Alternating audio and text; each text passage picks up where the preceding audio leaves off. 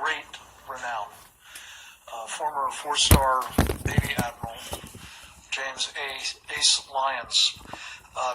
Admiral Lyons has been the chairman of the Center's Military Committee for 5 or 6 years now, I think it is, and I never cease to be amazed at his industry, his energy, his clarity of thought, and particularly how he understands, in part on the basis of hard experience, the nature of this challenge we face today and the kinds of things laid out with his help in this strategy that need to be undertaken to address it. I've asked him to sort of be the cleanup batter for this set of presentations. I appreciate everyone's brevity. And this is how stupid we've gotten. We'll give you some time for questions before we have to. But we need a 90-year-old man come and tell us how the world works. Been there, truly. Going This toe-to-toe how libtard with these everybody jihadists, is. This is actually what way we back need. from the beginning of this phase of the It's sad. for the free world, and I've asked him to illuminate some of that force as well. Admiral Lyons, welcome, sir. Thank you for being here. This is really sad. I mean, but no, this is great. I'm glad this man is alive. God bless this man is still alive. Thank you. By our own administration. The transformation of America has been in the full swing ever since 2008. President Obama's no-show in Paris was an embarrassment for all Americans. But it also was a signal to the Islamic jihadis. It's one of many signals he's sent over the years while he's in office. Now, there's no question, we got a hell of a job ahead of us. With the Muslim Brotherhood penetration in every one of our national security agencies, including Nobody wants to all admit it. our Oh, you intelligence racist. agencies, and as been reported by some, our lead intelligence agency headed by a Muslim convert. This is not going to be an easy task. Now, we've had many opportunities over the years to change the course of history. And as Frank had mentioned, starting with Jimmy Carter, when the Iranians took over our embassy. We could have cut off Islamic fundamentalism on the knees. But we did not act. He rejected what could have been a very dramatic action with minimum involvement, and it would have been dead. We've had other opportunities, such as the Marine barracks bombing. Everybody wondered why we never responded.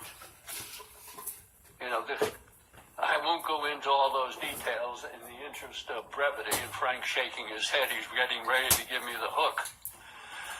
But I have to tell you, we could have changed the course of history then. It became Osama bin Laden's rallying cry. So here we are today. Political correctness has neutralized all our military leadership.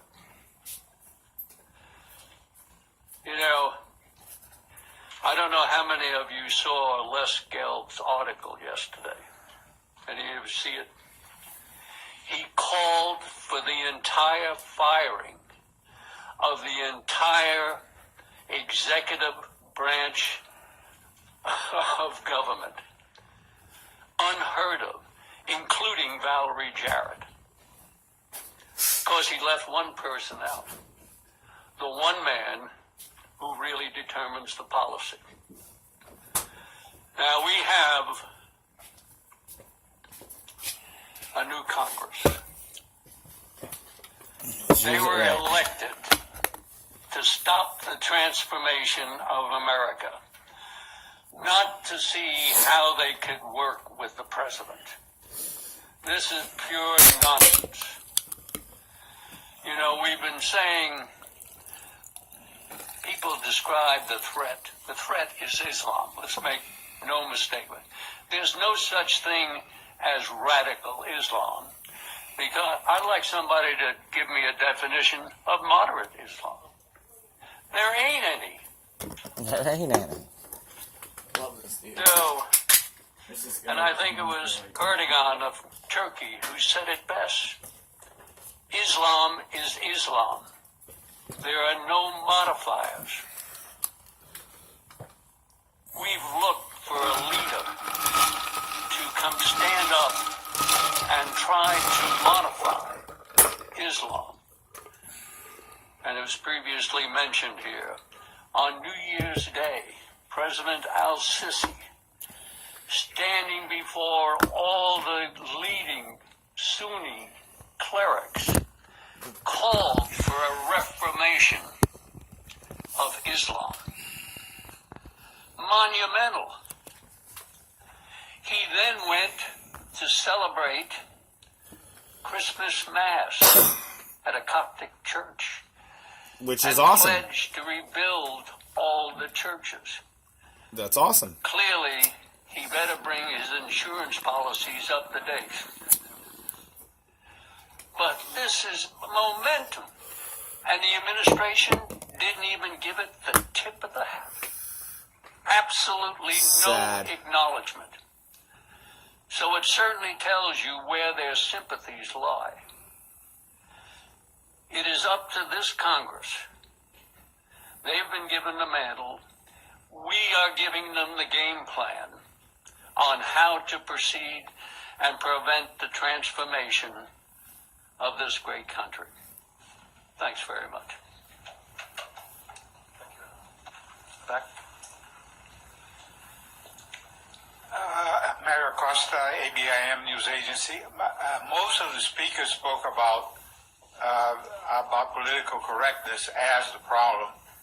I know it's a very, very, very broad question, but is there anything that can be done about political correctness? We get to vote every 4 years.